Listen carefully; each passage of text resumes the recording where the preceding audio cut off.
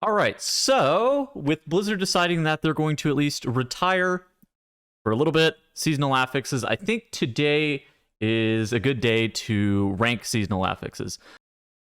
Kind of starting from Infested, I've basically played all of the seasons all the way from Infested to the Thundering, and I just kind of wanted to rank how I felt about each seasonal, and what I just generally thought about them.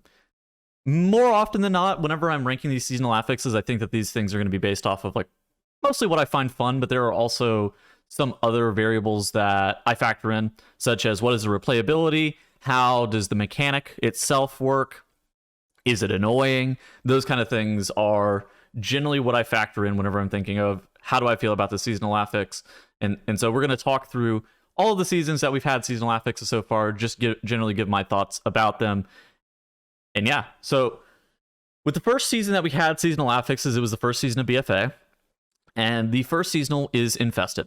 And we have Infested right here. Infested, for those who don't know, there was these mobs that were marked with... They were just marked with Gahoonies. And so whenever you would kill the mob, there would be these two minions that spawned out of the mob. Then the minions would run at other mobs and try to infest them. And that's where the name comes from.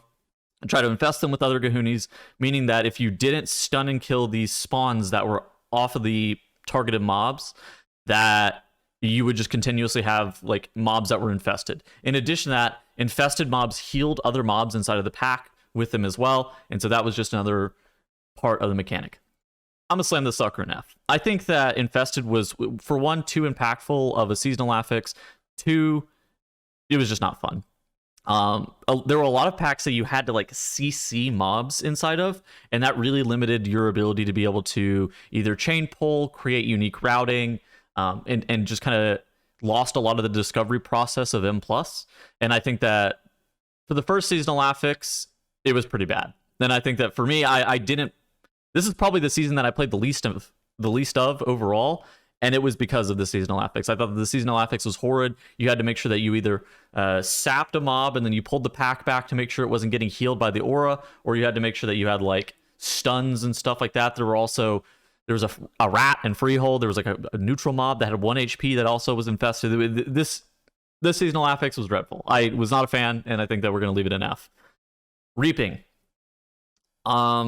Okay, so Reaping was the second seasonal affix, and basically every 20% enemy forces count,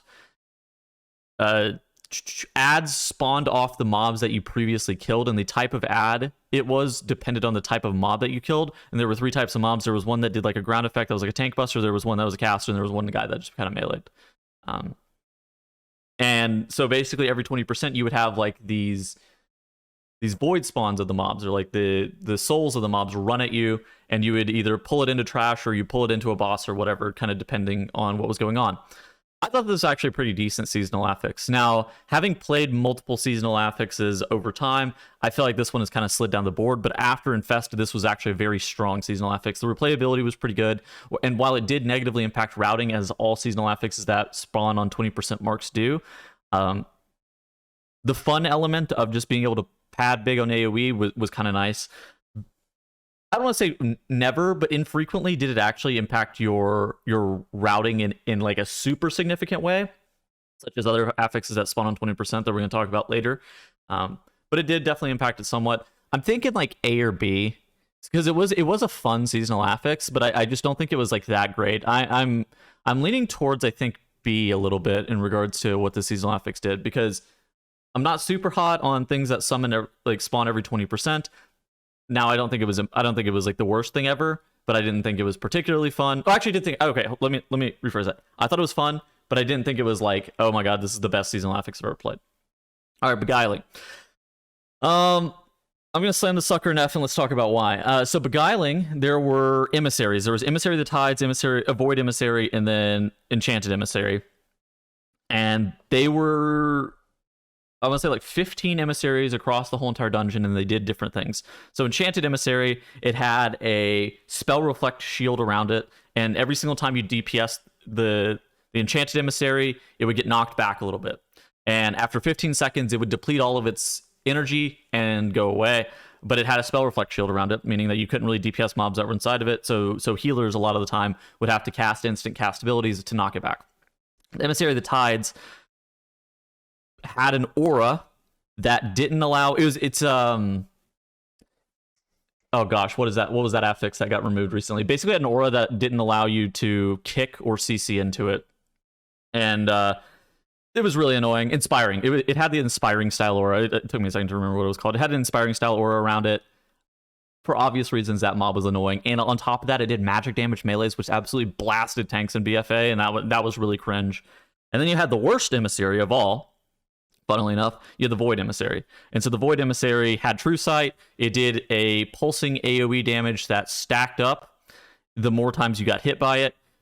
You could outrange it at 60 yards, but obviously at 60 yards, it's just ridiculous to even be able to assume that you're going to jump out of range.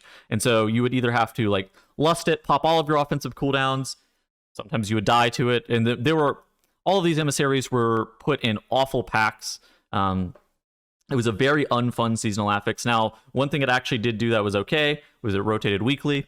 But for some reason, even if you think, oh yeah, that's good that they are actually moving the seasonal affix around, it kind of makes the weeks more unique. That was something that I talked about earlier, is the replayability of dungeons. It actually made the dungeons worse because only one week was particularly strong, and that was actually the Enchanted week, because the Enchanted week was so much easier to play. Because on the weeks that it was more heavily favored towards those beguiling mobs. Not that there was like zero of other ones, but it was more heavily favored towards those. And so yeah, so like on Enchanted weeks, that was the only week that you could play, because on Void Emissary weeks it was just impossible. And then Tides week, obviously the Emissary of the Tides being in certain packs is very difficult to just deal with. Okay, next up we have Awakened. And so Awakened is one of the most popular seasonal affixes of all time. Basically what Awakened did was it kind of fixed a lot of the issues that BFA had. And so BFA had a lot of skips that were required. I'll say it. They were required because like the amount of count that was in the dungeon was significantly higher than the amount of count that you actually needed. And so in some dungeons, in a lot of the linear dungeons, you would have yourself getting 125% count if you just held W. And so rogues were effectively required in this situation to make sure that you didn't have these count issues. Awakened was the final seasonal affix of BFA, and it aimed to fix this. And what happened was that there were these pillars, and you went into a shadow realm, and you had to fight 4 different types of mobs. One of them was a fear guy, same as Samrak. He put like fear circles around players. Like 3 players would get feared. This was fine. There was also Urgroth, and he did like a tank buster mechanic. There was the Blob, and he had these like tentacle stalk eyeballs. And then there was a spider woman, and she was a caster. And so there was 4 different types of mobs. They would take you into a void portal zone, and whenever you killed them, you summoned an end portal spot. And so like whenever you click the pillar, that summoned like the beginning point, and then you have an end point, and you could use this portal network to kind of go around the dungeon without having to use like a shroud.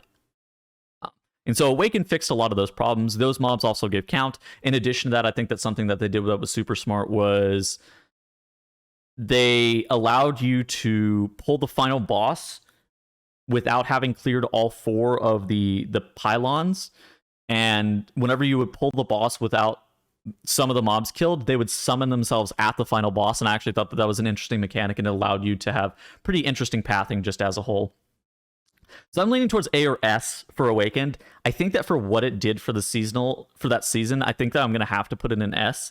I think that just the impact and the problems that it solved actually made it a really solid seasonal affix. Now, I don't think it's a seasonal that could be plug and play in every single season. I think that it was very much designed to fix a lot of the issues that the end of BFA had.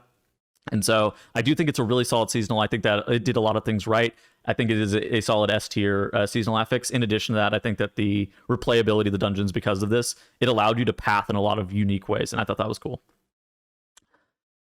We got Prideful, which so the first season of Shadowlands had Prideful, which, similar to Reaping, summoned at 20% count thresholds.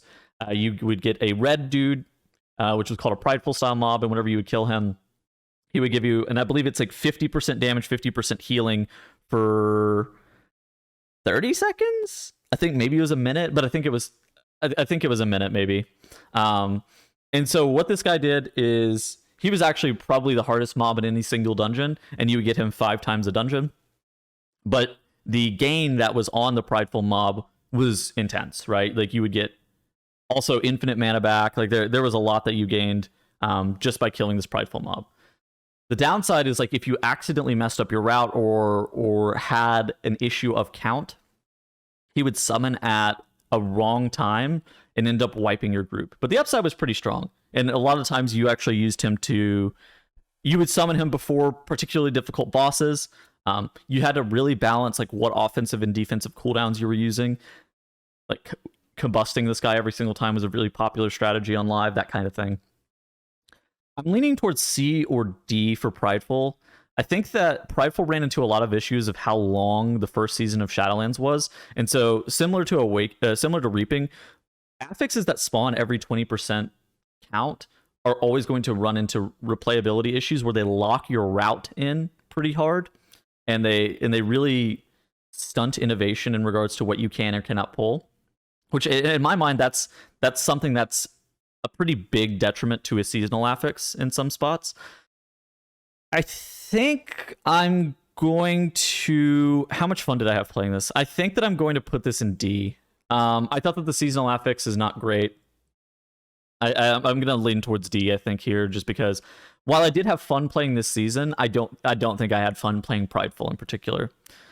Next up, we have Tormented, which I think Torment is about the same level as Reaping for me. I think that it was okay. Maybe it could be like C. I'm going to leave it in B. It's okay. So similar to Awaken, Tormented had 4 mini bosses that you would have to kill, and then you would like click an anima power and you would get these anima powers. These anima powers were not particularly strong or unique or anything like that. In addition to that, you would end up kind of similar. It's very similar to Awakened, except it didn't have a lot of the strong upsides. And then in addition to that, if you skipped the mini bosses that were attached to, like if you skipped the Tormentors, you would have to play a debuff on the final boss, and the debuffs varied. Obviously, the easiest debuffs were like you were slowed by 50%. that was by far the easiest one. You pretty much played. You never played the ice guy, but you always played the final boss with the ice debuff. Overall, I think that the tormented powers were not strong enough to make the seasonal affix a ton of fun, but I don't think the downsides of this seasonal affix really made it unfun in any meaningful way. Now, I do think that it did stunt innovation because of where the tormented mobs were placed, but I think that they were actually placed in a pretty decent spot to where if you wanted to, you actually could reasonably skip them. So I thought that Blizzard did actually do something that was smart with this, because if they were placed in really bad spots, I could see this being as low as D, but the spots that they were placed in more often than not allowed you to skip them. So I'm gonna leave this in B. I think it's okay. It's not a good seasonal affix. I think it was all right. Next up, we got Encrypted, which is the final seasonal affix of Shadowlands, and I think that this is going to go into S tier. This is actually one of the only seasonal affixes that I could see them, if they like plugged and played it every single season, it would actually be fairly solid. Whenever there were these relics that spawned in assorted packs, and whenever you killed a relic, you got a mini boss attached to whatever the assorted relic you killed were. And so one of them was like an relic, and whenever you killed the relic, it summoned an cipher, and you killed this guy, and he gives you a CDR for 15 seconds. He also tops your HP, and he gives you back pretty much full mana. The downside of him is that he did like a tank buster style mechanic that made your tank take a little bit more damage. But these the mobs that you had to kill, the ciphers, were not that dangerous. And so more often than not, it was kind of okay. In addition to that, there was Woe, which summoned a Woe Drifter, which needed an interrupt. Otherwise, it was going to do like either 100% of your HP and wipe you, or like majority of your HP if the cast went off. So you needed to make sure that you either spawned him at a correct time whenever you had interrupts, spawned him in a good spot, that kind of thing. What he did was for 1 minute, he increased your movement speed by 100%, and then gave you out of combat stealth effects. And this, I think, is actually one of the coolest parts of this seasonal affix, is that kind of similar to Awakened, it really allowed you to shake up your routing. In addition to that, there were spots where you would take that particularly just for the movement speed. There were a lot of spots where you would take it just for the invisibility effect. And this allowed a lot of groups to get Woe in specific spots. The last one was the Vi Relic. This mob wasn't killed all too often. It was killed sometimes during like MDI and that kind of thing. The Vi Relic gave you a little bit of haste, but it was typically overshadowed by power because was so baked in with the HP regen, the mana regen, and on top of that it had the CDR effect, and so more often than not people ended up killing but the Vi Relic was pretty decent. It was like an archer shooter style mob, kind of annoying to keep inside of packs in all honesty, but it was never something that you were like upset to kill. And so I think that this seasonal affix, I think, was one of the most fun seasonal affixes for me personally. I thought that this one was actually very well designed, and I think that Blizzard landed in a good spot with this in terms of viability of alternative routes and creating interesting pathing decisions. This is absolutely top tier, probably the best seasonal affix they made in my mind, and this is at least the top of S. Shrouded, I think, and it might be controversial take, I really like Shrouded. I think that Shrouded is either S or A for me. I thought that it came in Shadowlands Season 4 whenever we got a complete new set of dungeons, and so I don't know how it's going to look like. I don't know how it would have looked like if we got brand new dungeons, but in regards to the amount of power that it gained, so basically there were these mobs that were kind of similar to Infested mobs. They were tagged with like a Shrouded tag, and they would turn into a Dreadlord. And so whenever you killed the Dreadlord, it would give you 1% of a stat that you selected at the very beginning of the dungeon. And there was also a mini boss named Zul'Gurmux, which she was really fucking tough to kill. And I think that this is going to be the reason that I'm going to leave her an A, is that there was a mini boss called Zul'Gurmux that gave you 5 stacks of the Shrouded buff and gave you a pretty decent amount of count whenever you killed her. But she did a vampiric. She did like an AoE. She didn't do Vamp Claws. The Shrouded mobs did the Vamp Claws. She did like an AoE suck, and she healed herself for infinite, which forced Mortal Strikes into your group, because if you didn't have an MS style effect, you were going to just heal her for infinite amounts. But the amount of power that you would have just from the infinite stats at the end of the dungeon was so sick. And I thought that this seasonal affix, how it allowed you to. You did a lot of routes sometimes where you would intentionally pull more Shrouded mobs. I remember Streets of Wonder, you would intentionally pull more Shrouded mobs to get more stacks of this buff. Now, I don't know if it was ever a situation where you would go or be willing to go over count to get Dreadlords or get the Infested buff, or not Infested, get more stacks of the Shrouded buff, but I do think it was a situation where it made the dungeon really cool, and a lot of times Blizzard used the Dreadlords to kind of take away some of the mobs that would have otherwise been particularly annoying inside of dungeons. Like I remember Iron Docks, for example, had one of those big Ogron guys. He was a Dreadlord, and it was so sick. I thought that this was actually a really well designed affix, and I liked it. I think that maybe without Zul'Gurmux being as much of a pain in the ass as she was and forcing you to have an MS, I put this in S. But I think with that being the case, I'm gonna leave this in A. All right, so last up we have Thundering, which is the current seasonal affix that we have. Basically, for those who haven't played the season, I don't know why I'm going to describe this, but basically for those who haven't played the season, every minute you have lightning that shoots out from the sky, spawning these circles beneath you, and then after 5 seconds of that, you get marked with plus or minus debuffs, and you have to clear the buff with another player. While that's active, you have 30% increased damage, and then clearing it removes the 30% increased damage. And if you don't clear it, you wipe. and that's basically how Thundering works. Thundering is one of the affixes that most impacts the dungeon because you have to have a lot of premeditation. Okay, so how some of these...